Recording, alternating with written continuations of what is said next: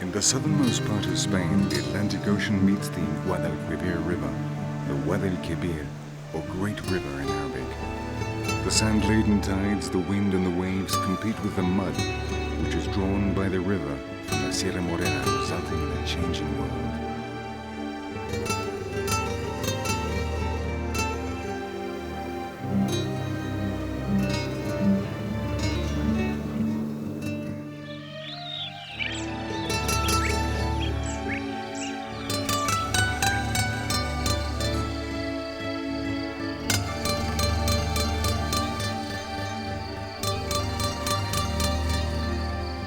Since 1969, this biological universe composed of different environmental complexes has been known as the Doñana National Park, a refuge for migratory fowl from all over Europe.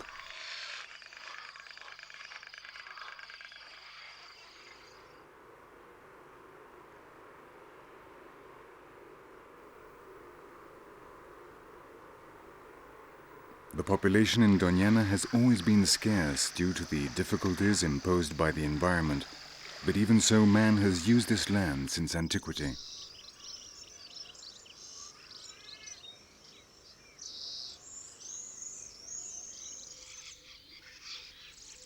For centuries, it was an excellent hunting ground for Spanish noblemen, from Alphonse X, the Wise, around the year 1262, to King Alphonse XIII. But it was the daughter of the famous Princess of Eboli, Doña Ana Gomez de Mendoza, who retired here to live, and from that moment on these lands came to be known as the Doña Ana Forest.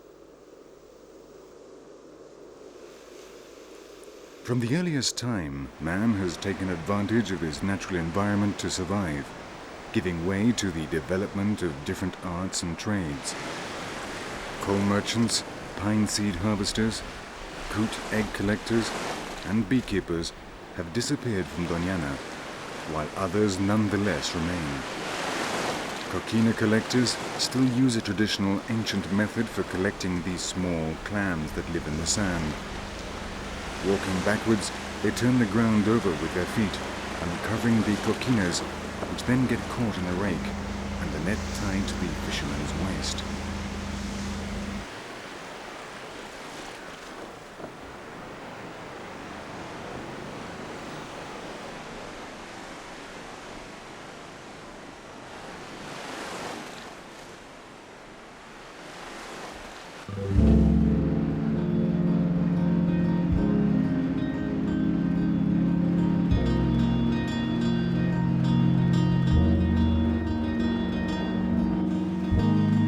With the creation of the national park, the hunters of yesteryear have been replaced by visitors who are more respectful of the natural environment. More than 250,000 tourists visit Doñana each year, providing income which is reinvested in the care and conservation of this protected area.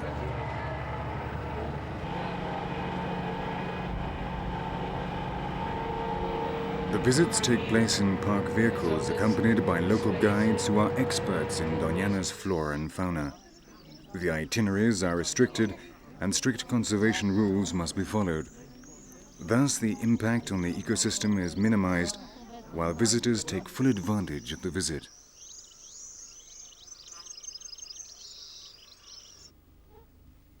There are many different biotopes in Doñana, different areas responsible for the park's changing landscape.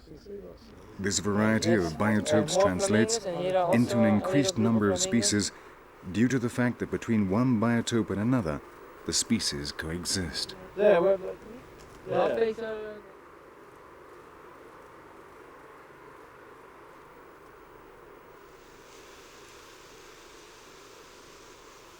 All of this environmental diversity owes its origins to the struggle between the Atlantic Ocean and the lands bathed by the Guadalquivir River. 3 environmental complexes have emerged in Doñana as a result of this millenary conflict: the marshland, the thicket or system of fossil dunes, and this, which covers the beach and the system of mobile dunes. The tides carry sand and shells to the beach, pushed inward by ocean winds. When the sand meets up with a plant, a dune begins to be formed. The buried plant then dies, and the dune begins to move inward.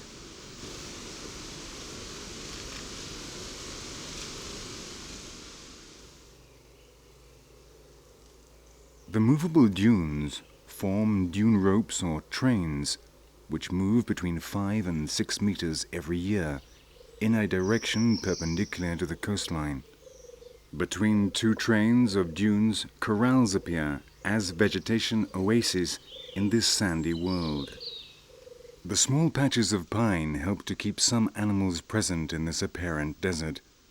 Further on, among the white sand of the dunes, an arid world emerges where it seems that life no longer exists, and yet looks are deceiving.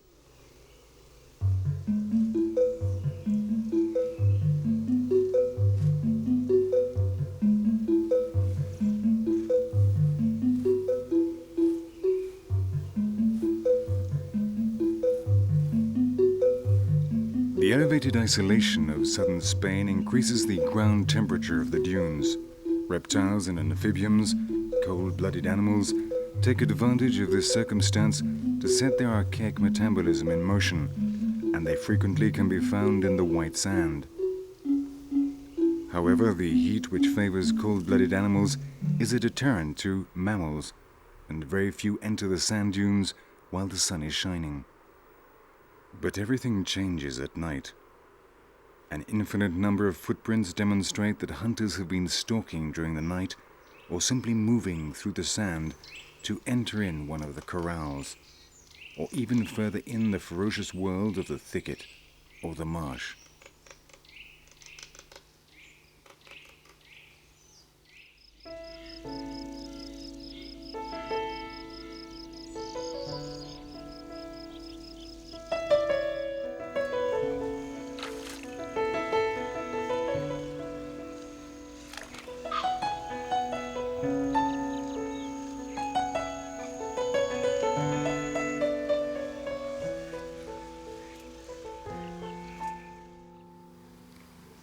From a biological standpoint, the marsh is the most important area of Doñana, and undoubtedly the most productive, i.e. that which produces the greatest quantity of living matter per unit of time and surface.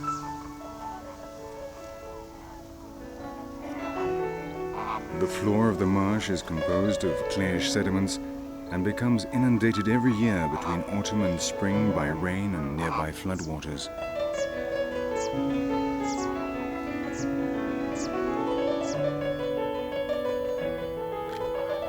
It is thus a system which depends very heavily on water and undergoes season transformations which mark, to a great extent, the rhythm of the entire park. The marsh changes from a lake in wintertime to a fertile meadowland in springtime. Finally, in the summertime, it is converted into a land scorched by the sun and the lack of rain.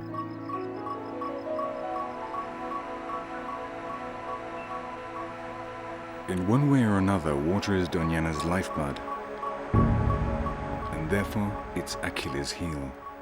Growing urbanization which draws water from the aquifers and dumping into the rivers which nourish the marshes threaten the conservation of the most important national park in Europe.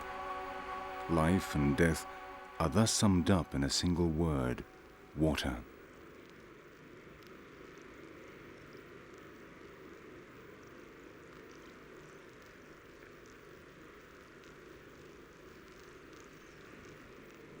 The shores of the Guadalquivir are one of the few places in the park that retain water throughout the dry summer months.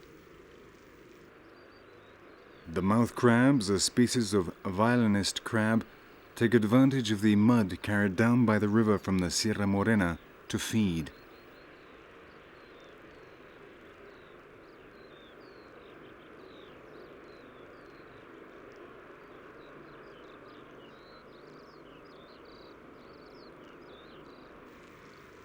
Although they are usually found in mangrove swamps, the violinist crabs have colonized these shores, multiplying by the thousands.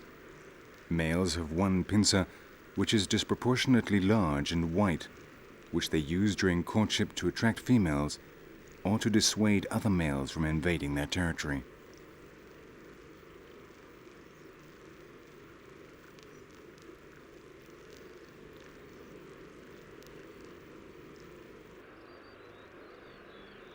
The enormous white pincer is a useful tool in the tiring task of romance and guarding one's territory, but it is the other smaller and functional one which the crab uses to feed itself and dig the holes where it lives.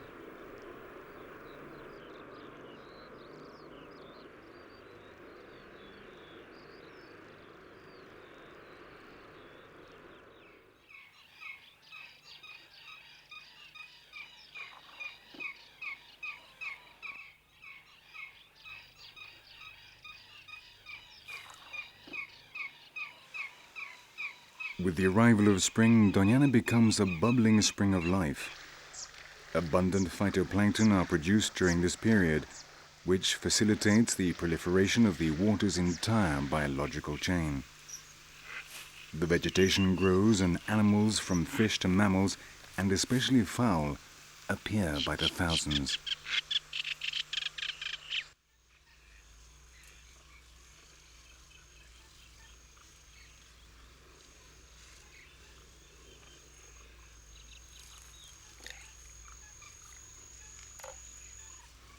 It is the season with the best and the most food, and the fowl take advantage of this time to bring their chicks into the world, where they rapidly gain weight and become strong.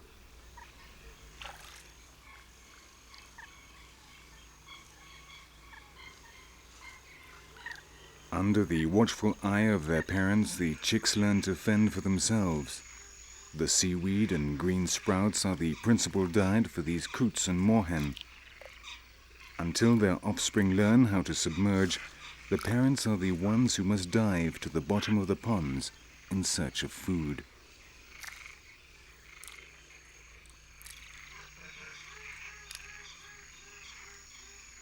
During their learning period, gallinule chicks must learn how to use their long-toed feet with precision. Gallinules also feed on tender stalks, but they do not dive to get them, but rather make use of their powerful beaks and prehensile legs.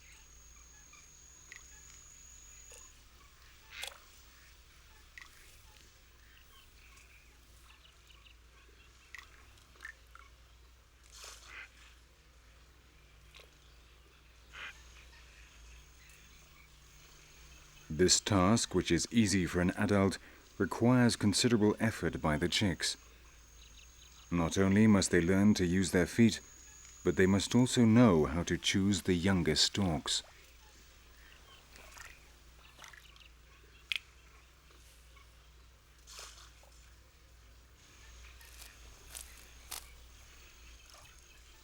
Like the coots and the moorhens, gallinules also depend heavily on their parents' experience during the first days of their lives. And not only at feeding time, they will also learn from them how and where to hide from the predators stalking the marshland.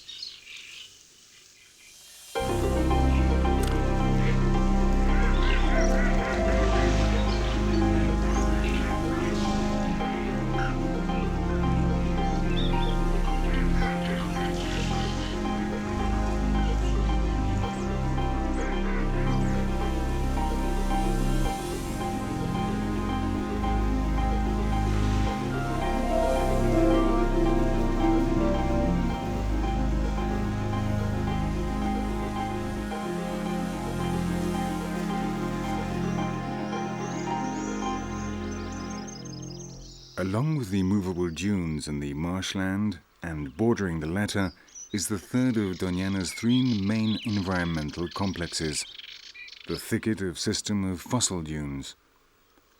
On stabilized dead dunes, a sandy, slightly wavy terrain gives way to a dense and brushy vegetation known as pasture or scrub.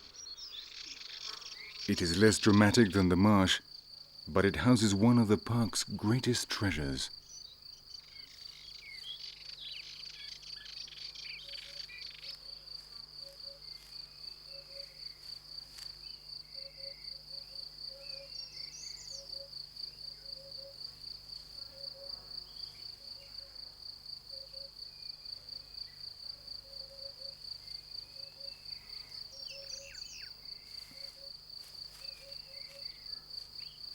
The Spanish lynx is a different species than that found in the rest of Europe.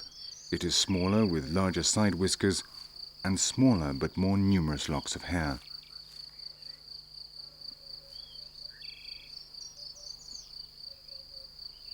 Unfortunately, the lynx is seriously threatened.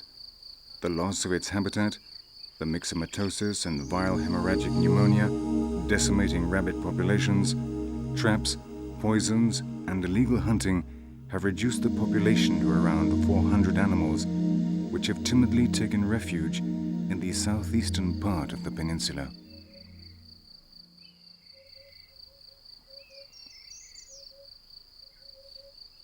The largest of Spanish felines finds one of its best refuges in Doñana and plays a fundamental role in the preserve.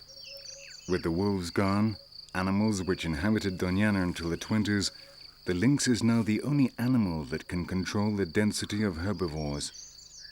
While the lynx's diet is based on rabbits, fowl, and small rodents, it occasionally hunts the offspring of bucks and deer feeding in the marshland.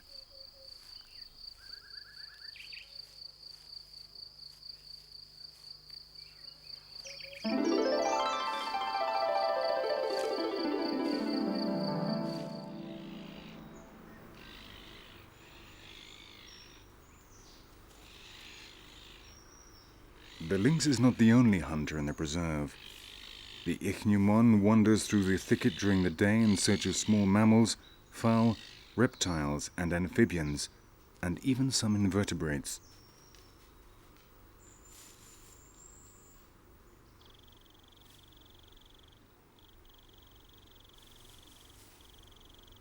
It is the only mongoose on the European continent.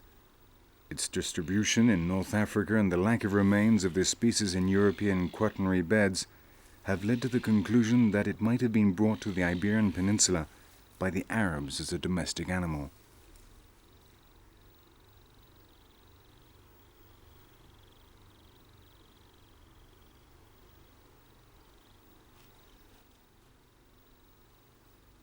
The extremely well-developed senses of the ichneumon make them efficient hunters.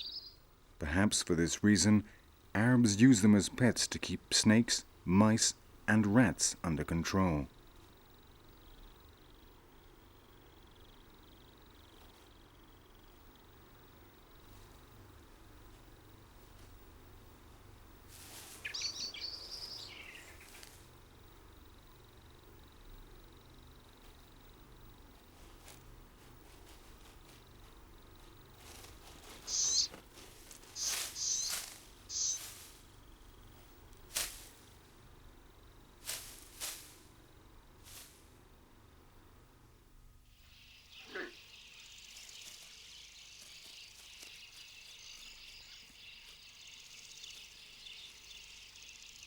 "200 different species of vertebrates inhabit Doñana, and the number of individuals is in the millions.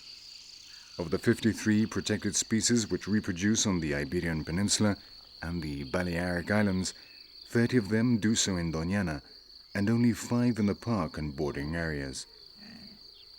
Of the other 23 which do not reproduce here, at least 10 visit the area regularly.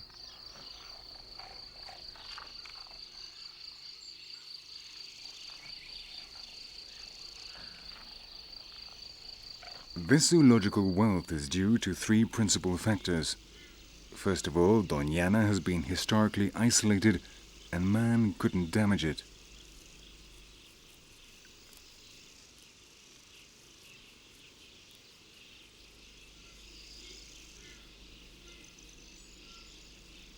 In addition, the high productivity of the bogs and the marshes can be considered among one of the highest in the world.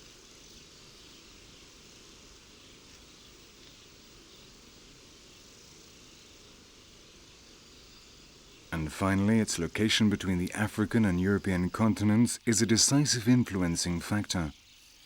When Europe is hit with a cold wave, Doñana receives the fowl which might have been living in intermediate waters. Likewise, when there are extreme droughts in Africa, Doñana is the first point where northward flying birds encounter water.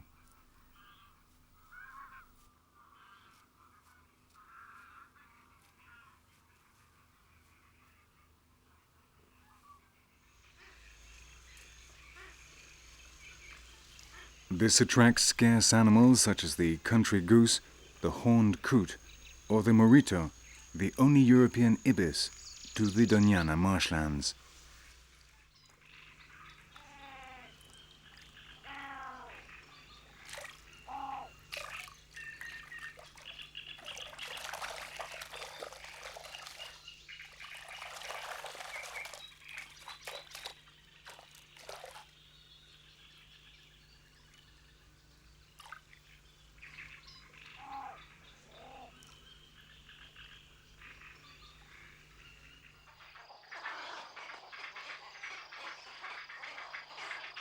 Between the thicket and the marsh, there is a strip known as the bank.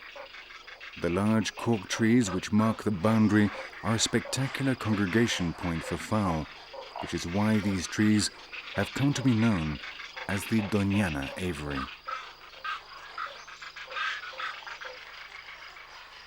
In this noisy birthing colony, some 400 spoonbill couples, 100 heron couples, 800 egret couples, and more than 2,000 espulgabueyes couples have made their nests.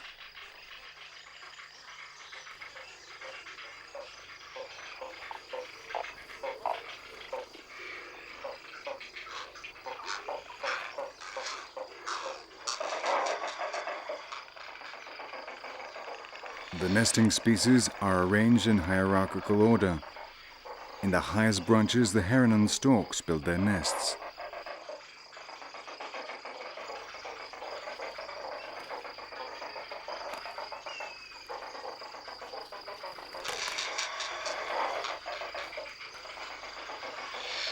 Below them, on the lower branches, the spoonbills make their nests, followed by cattle egrets and egrets. Even birds of prey seem to have called a truce, a nest or rest, in this disconcerting maternity ward.